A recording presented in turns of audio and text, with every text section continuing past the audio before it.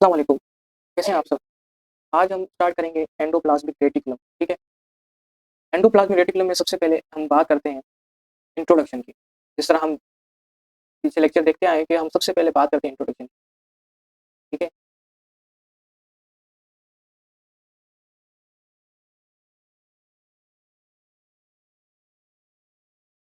So introduction में सबसे पहले आपको पता होना चाहिए कि एंडोप्लाज्मिक रेटिकुलम है क्या? कभी-कभी एग्जामिनर आपको स्टेटमेंट दे देता है, ठीक है? इसी वजह से मैं यहाँ पर आपको एंडोप्लाज्मिक रेटिकुलम के बारे में मेंशन करूँगा, ये है क्या? So it is the network of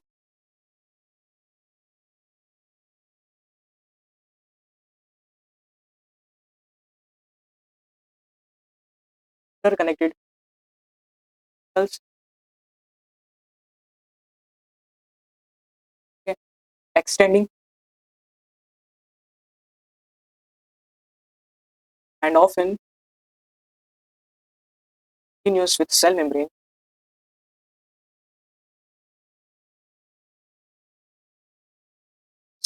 to the nuclear membrane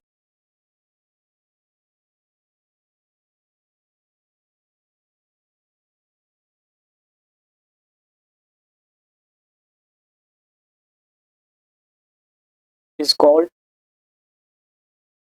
endoplasmic reticulum, ठीक है? सबसे पहले आपको पता होना चाहिए कि एंडोप्लाज्मिक रेटिकुलम है क्या। तो मैं अब आपको एक्सप्लेन करूंगा एंडोप्लाज्मिक रेटिकुलम को।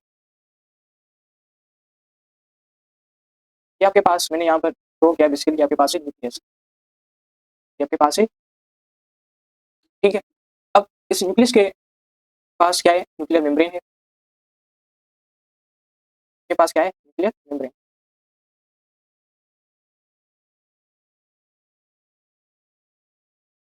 यहाँ पर क्या होता है कि न्यूक्लियर मेम्ब्रेन के साथ यहाँ पर एक नेटवर्क होता है ट्यूब्यूल्स का, ठीक है? यहाँ पर नेटवर्क होता है ट्यूब्यूल्स का। इस तरह मैं यहाँ पर शो करने की कोशिश कर रहा हूँ। इस तरह से एक बड़ा नेटवर्क होता है, यूज कर रहा हूँ, ठीक है? क्योंकि साइटोप्लाज्म के मटेरियल को न्यूक्लियर मेम्ब्रेन की तरफ आना होता है तो इसी नेटवर्क के थ्रू आता है, या न्यूक्लियर न्यूक्लियर मेम्ब्रेन से मटेरियल साइटोप्लाज्म में जाना होता है तो इसी मटेरियल इसी नेटवर्क के थ्रू जाता है, ठीक है? ये जो मैंने यहाँ पर ट्यूब्यूल्स बनाए हैं, ये आपके पास क्या है? एंडोप्लाज्मिक रेटिकुलम, ठीक है? This all endoplasmic reticulum. अब एंडोप्लाज्मिक रेटिकुलम के फर्दर हम डिस्कस करेंगे, ठीक है? आपको बात समझ में आ गई? अगेन देख लें, the network of interconnected channels, interconnected that mean आपस में कनेक्टेड हो, ये देखें आपस में कनेक्टेड है, आपस में कनेक्टेड है, extending and often continuous with cell membrane to the nuclear membrane, उसको हम कहते हैं एंडोप्लाज्मिक रेटिकुलम। ये बात हुई एंडोप्लाज्मिक रेटिकुलम की, ठीक है? इसमें अब मैं आता हूँ नेक्स्ट बात पर। ये बात नोट कर लें, जो आपके पास एक सेल है, फिर दूसरा सेल है, फिर तीसरा सेल है, इन सब में एंडोप्लाज्मिक रेटिकुलम की जो अपीयरेंस है वो चेंज होती रहती है, ठीक है? So its appearance varies from cell to cell, ये बात भी नोट कर लें, वेरी अपीयरेंस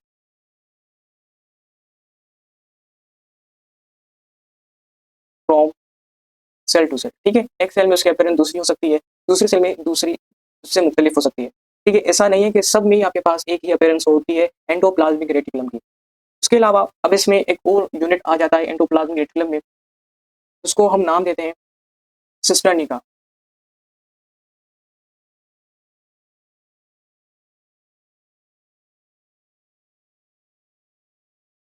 सिस्टर्नी, ये क्या है आपके पास, वो हम यहाँ पर डिस्कस करते हैं, ठीक है? बेसिकली जो सिस्टर्नी होता है आपके पास, जो सिस्टर्नी होता है इज द स्फेरिकल और ट्यूबुलर शेप।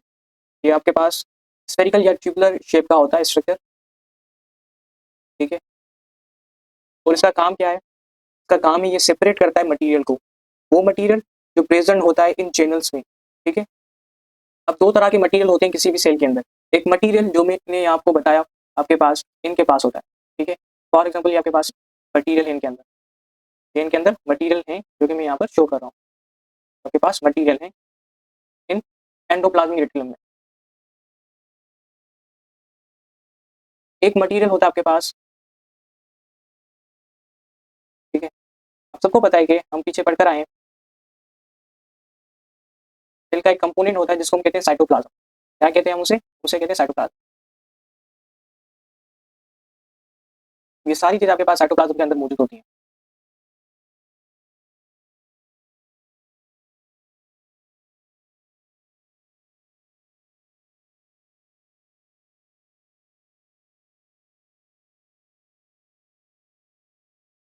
ठीक है, क्योंकि ये सारी चीजें साइटोप्लाज्म के अंदर होती हैं, इस वजह से मैं भी इनको अंदर ये शो कर रहा हूँ। अब मैंने आपको बताया कि दो तरह के मटेरियल होते हैं, एक आपके पास होते हैं इनके अंदर एंडोप्लाज्मिक रेटिकुलम के अंदर, और दूसरे जो आपके पास साइटोप्लाज्म के अंदर होते हैं। ठीक है, जो दूसरे साइटोप्लाज्म के अंदर होते हैं। अब इन दोनों को सेपरेट कौन करता है? दोनों को सेपरेट करता है एक मेम्ब्रेन होती है।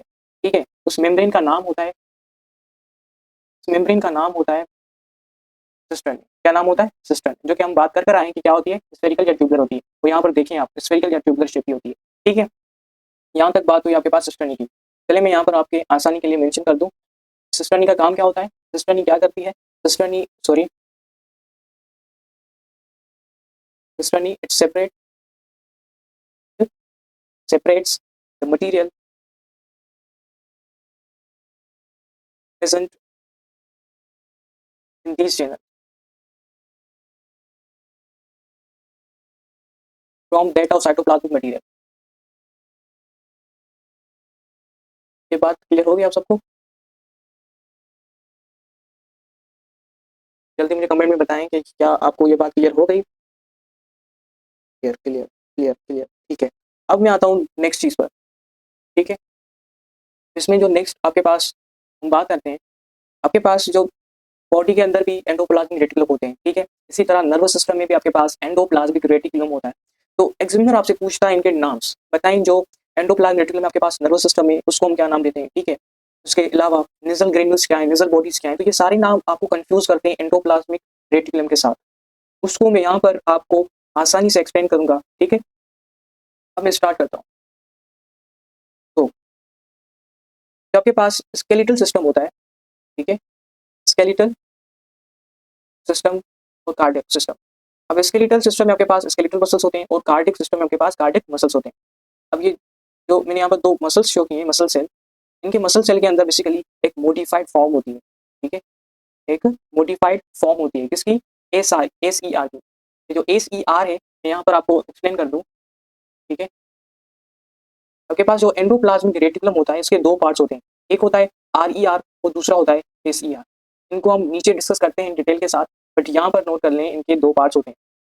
ठीक है, अब ए सी ई आर होता है, इसको हम बेसिकली कहते हैं, ये आपके पास होता है सेल मेम्ब्रेन की तरफ, इसकी जो डायरेक्शन होती है वो सेल मेम्ब्रेन की तरफ होती है। अगर मैं यहाँ पर एक्सप्लेन करना चाहूँ तो यहाँ पर बेसिकली शुरू में यहाँ पर जो आपको नजर आ रहा है ये एस ई आर है, कॉन्सेप्ट के तौर पर मैं जस्ट आपको एक्सप्लेन कर रहा हूँ। और जो न्यूक्लियर मेम्ब्रेन की तरफ आपको नजर आ रहा है that is called R E R. ठीक है, जिस तरह हमने साइटोप्लाज्म के दो पार्ट्स किए थे, साइटोसोल और एक साइटोजेल, इसी तरह एस ई आर आपके पास होगा सेल मेम्ब्रेन की तरफ, और जो आपके पास आर ई आर होगा वो अब होगा न्यूक्लियर मेम्ब्रेन की तरफ। ठीक है, आप जस्ट यहाँ पर इतना नोट कर लें, आगे हम डिस्कस करते हैं इन सबको। ठीक है, सो स्केलेटल और कार्डियक मसल्स के जो सेल होते हैं, इनमें एक मॉडिफाइड फॉर्म होती है एसीआर की। किसकी? एसीआर की मॉडिफाइड फॉर्म होती है। तो क्वेश्चन आता है कि हम उस मॉडिफाइड फॉर्म को क्या कहते हैं, जो कि स्केलेटल और कार्डियक मसल के सेल में होती है। ये बात नोट कर लें, हम उसे कहते हैं known as sarcoplasmic reticulum. Sarcoplasmic reticulum, ठीक है, हम उसको कहते हैं सार्कोप्लाज्मिक रेटिकुलम। ये मोस्टली बातें जब स्केलेटल और कार्डियक मसल के सेल में जो एसीआर की मॉडिफाइड फॉर्म होती है, उसी को ही हम कहते हैं सार्कोप्लाज्मिक रेटिकुलम। ठीक है, अब यहाँ पर एक और टर्म भी मेंशन की जाती है, वो भी मैं यहाँ पर आपको मेंशन कर दूं। लाइक यहाँ पर मेंशन किया जाता है कि एर्गाटोप्लाज्म क्या है। ठीक है, एर्गाटोप्लाज्म, चलिए मैं यहाँ पर टर्म मेंशन कर दूं, एर्गाटोप्लाज्म। इनमें ये बिल्कुल इंक्लूड नहीं है एर्गाटोप्लाज्म के बारे में, लेकिन जो केपीके है, बलूचिस्तान है, फेडरल है, वहाँ पर मौजूद है, इस वजह से मैं यहाँ इसको डील करूंगा। अब एर्गाटोप्लाज्म क्या है? एंडोप्लाज्मिक रेटिकुलम तो पढ़ लिया, सार्कोप्लाज्मिक रेटिकुलम को भी डिस्कस कर दिया, लेकिन एर्गाटोप्लाज्म सर क्या है? ये बात नोट कर लें। जब भी आपके पास पैरेलल सिस्टम जो आर जब भी आपके पास पैरेलल सिस्टर्नेज होते हैं किसके? रफ एंडोप्लाज्म रेटिकुलम के, उनके पास ज्यादा राइबोसोम हो, मेनी राइबोसोम्स, तो हम उसे कहते हैं एर्गाटोप्लाज्म। ठीक है, many ribosomes, if many ribosomes attached on the small parallel cisternae of RER, then it is called ergotoplasm. ठीक है, ergotoplasm, या हम उसे ergotoplasm रेटिकुलम भी बोल सकते हैं। ये बात आप यहाँ पर नोट कर लें। ठीक है, और यहाँ पर अब हम आते हैं the types of endoplasm reticulum की तरफ। ठीक है,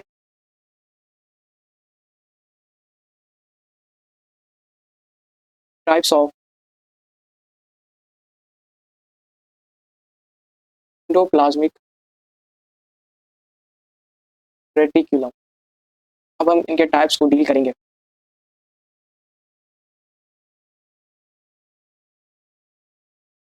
ठीक है, इसमें मैंने आपको बताया कि फर्स्ट टाइप आती है RER एंड देन सेकंड आपके पास आता है SER।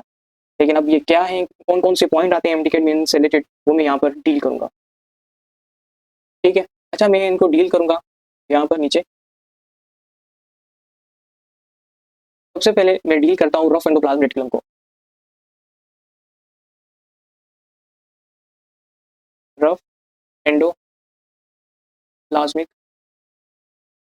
रेटिकुलम को।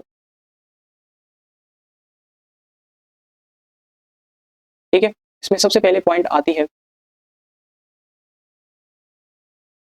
कि जो आपके पास रफ एंडोप्लाज्म रेटिकुलम होते हैं, इनके पास राइबोसोम के बारे में पूछा जाता है कि राइबोसोम इन पर अटैच होते हैं या नहीं होते। ये बात नोट कर लें कि रफ एंडोप्लाज्म रेटिकुलम के पास राइबोसोम अटैच होते हैं इनके मेम्ब्रेन की तरफ। तो ribosomes are attached their outer surface. ठीक है, रफ एंडोप्लाज्म की आउटर सरफेस है, वहां पर देखेंगे तो इनके पास राइबोसोम हमें मिलेंगे। तो यहाँ पर एक और बात ऐड की जाती है, वो होती है न्यूक्लियर मेम्ब्रेन से रिलेटेड। ठीक है, जैसे मैंने ऊपर बात की, यहाँ पर जो आपके पास न्यूक्लियस की तरफ जो एंडोप्लाज्मिक रेटिकुलम होता है, हम उसे कहते हैं रफ एंडोप्लाज्मिक रेटिकुलम। ठीक है, नाउ इनके कनेक्शन से रिलेटेड पूछा जाता है। ये रफ एंडोप्लाज्मिक रेटिकुलम है, ये डायरेक्टली कनेक्ट होता है आउटर न्यूक्लियर मेम्ब्रेन के साथ या इनडायरेक्टली कनेक्ट होता है। तो जो रफ एंडोप्लाज्मिक रेटिकुलम है, it is directly connected with outer nuclear membrane. जो आउटर न्यूक्लियर मेम्ब्रेन है उसके साथ डायरेक्टली कनेक्टेड होता है। ठीक है, ये बात है आपके पास न्यूक्लियर कनेक्शन से रिलेटेड। थर्ड इसमें जो मैं बात करूंगा वो बात करूंगा स्टेबिलिटी की। जो स्टेबिलिटी होती है रफ एंडोप्लाज्म रेटिकुलम की, इनकी स्टेबिलिटी ज़्यादा होती है। तो it has more stable structure, it has more stable structure than endoplasm reticulum, sorry smooth endoplasm reticulum के ज़्यादा इनकी स्टेबिलिटी होती है। मैं यहाँ पर नोट करवा दूँ आपको कि रफ एंडोप्लाज्म रेटिकुलम का जो स्ट्रक्चर होता है उसकी स्टेबिलिटी ज़्यादा होती है स्मूथ एंडोप्लाज्म रेटिकुलम से। फोर्थ इसमें जो पॉइंट आपके पास मेंशन की जाती है वो है कंपोजिशन से। ठीक है, सो जो रफ एंडोप्लाज्म रेटिकुलम है ये मेनली कंपोज होता है, it is mainly compose of vesicular cisternae. Vesicular cisternae का बना हुआ होता है, वेसिकुलर सिस्टर्नी। इसमें नेक्स्ट जो बात की जाती है वो बात की जाती है इनके अबंडेंस की। ठीक है, ये कहाँ पर मिलता है आपके पास। ठीक है, मैं अकरेंस की बात करूंगा कि रफ एंडोप्लाज्म रेटिकुलम आपको कहाँ कहाँ पर मिलता है। ठीक है, तो ये बात नोट कर लें कि रफ एंडोप्लाज्म रेटिकुलम। अब यहाँ पर देखें तो मैं यहाँ पर आपको ट्रिक दूंगा, यहाँ पर मैं आपको एक ट्रिक मेंशन करता हूँ। आप सबको राइबोसोम का फंक्शन पता है क्या है। जो राइबोसोम का फंक्शन मैंने आपको पढ़ाया था, उसका फंक्शन होता है प्रोटीन को बनाना, प्रोटीन की सिंथेसिस करना।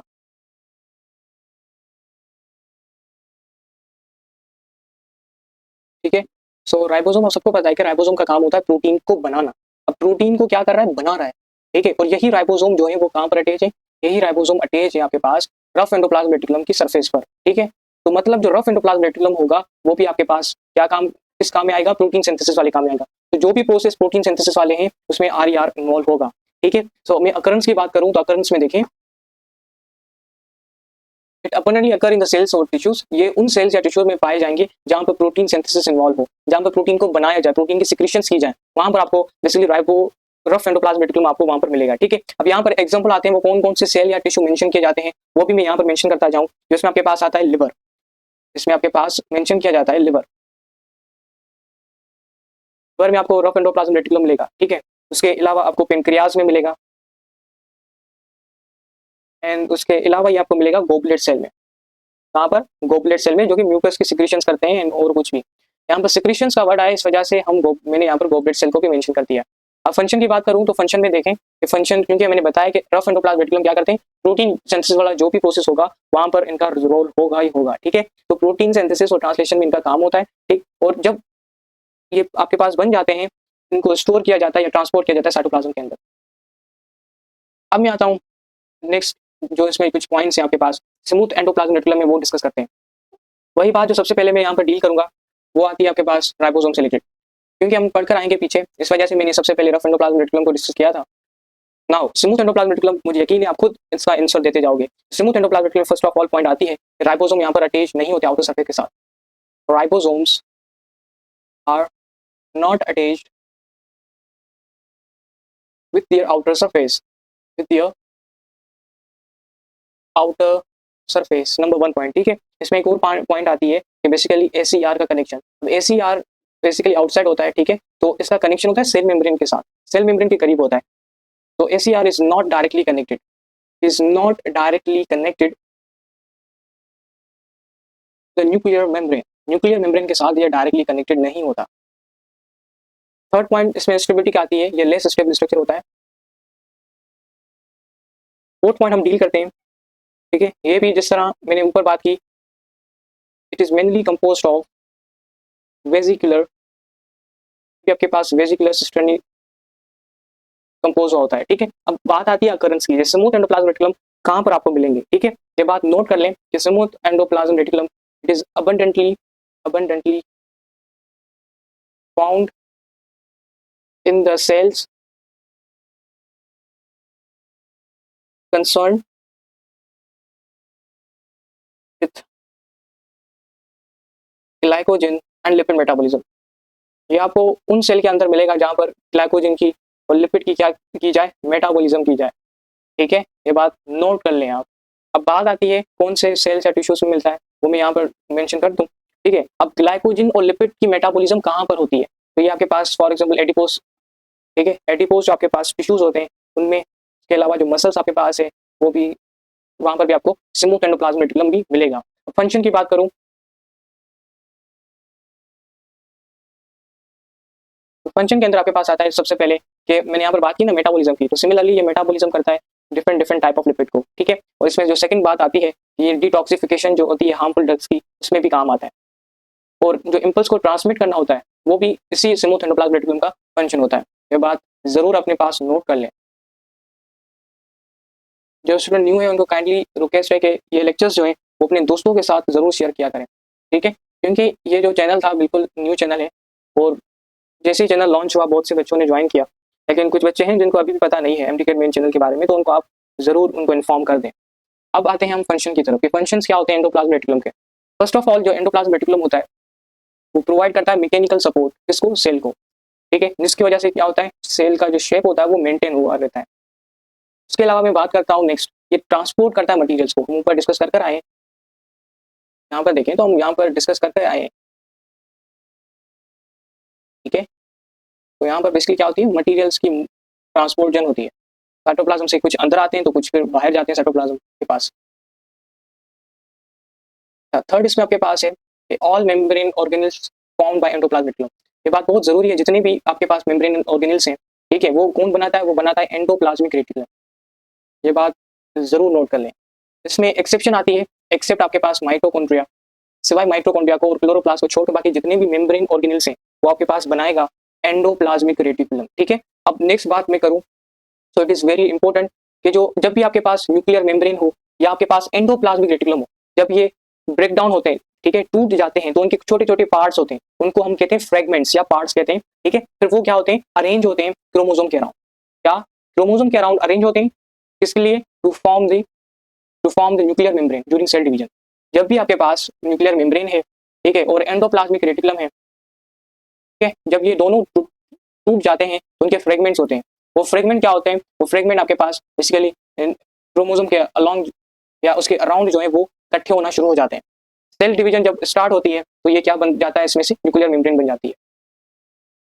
ये आपके पास यहाँ पर आपका टॉपिक एंड हुआ। एंडोप्लाज्म रेटिकुलम से रिलेटेड जितनी भी पॉइंट्स थी वो मैंने यहाँ पर आपको एक्सप्लेन कर दी फॉर एमटीके 2025। और इवन मैं बता दूं जितनी भी एमटीके हैं 2025 से लेकर 2026, 27 एंड ऑनवर्ड जितने भी हैं उन सब में यही टॉपिक है।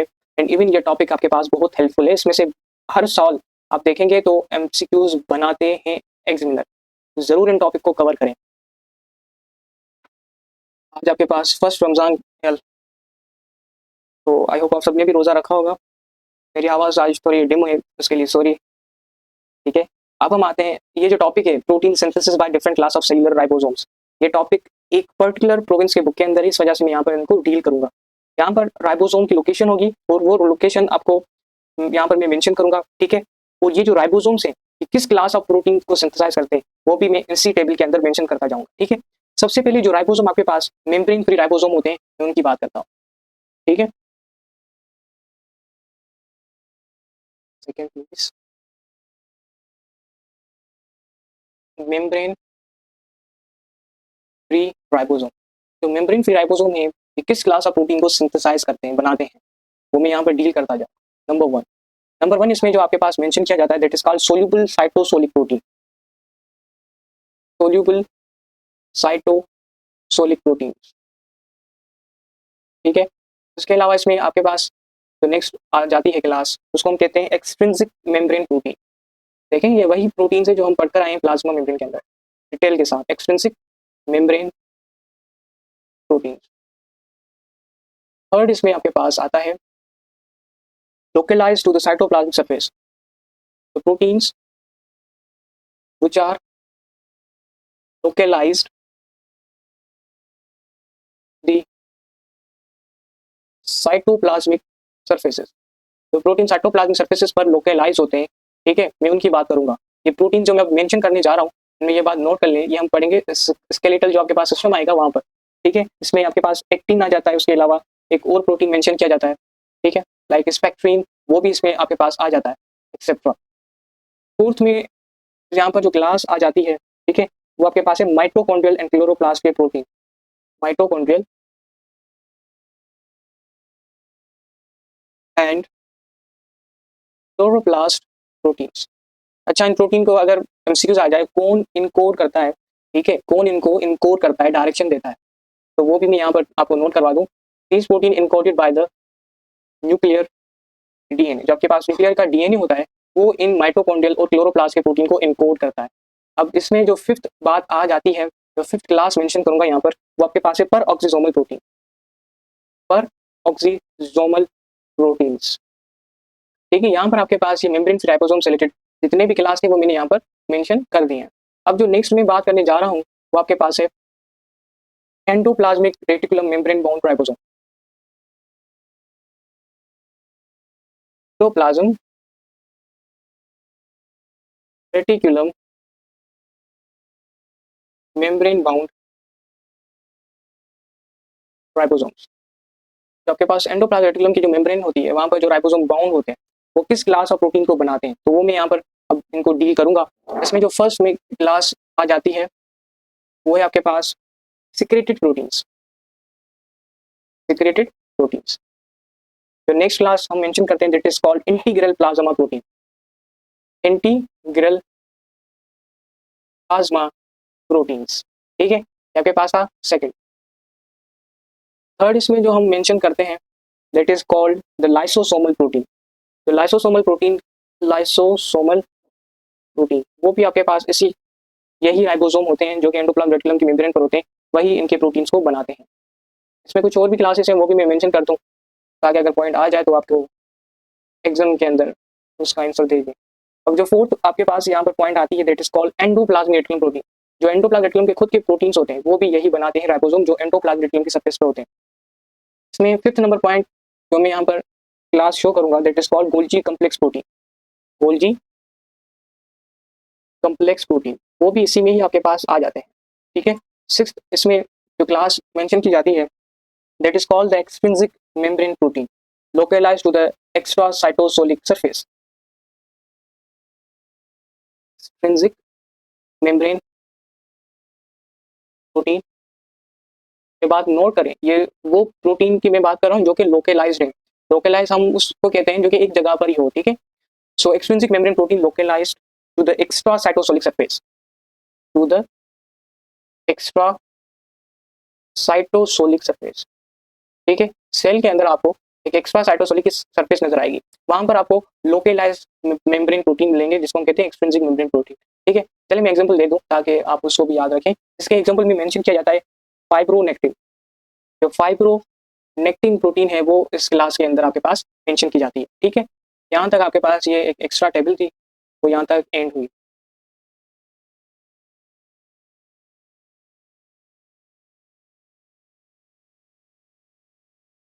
ओके, तो यहाँ तक आपके पास ये टॉपिक एंड हुआ, और जो एक्स्ट्रा चीज़ थी वो भी मैंने बता दी। इन चीज़ों को रिवाइज करते रहें, और अगर आपको कुछ फ़ायदा मिल रहा है हमारे लेक्चर से, काइंडली सब्सक्राइब करें और अपने दोस्तों के साथ शेयर करें। कोई भी क्यूरीज हो तो कमेंट में ज़रूर बताएं, और नंबर आपको स्क्रीन पर शो हो रहा होगा, यहाँ पर भी आप टीम से कॉन्टैक्ट कर सकते हैं regarding any question. Wish you best of the luck. अल्लाह हाफिज़।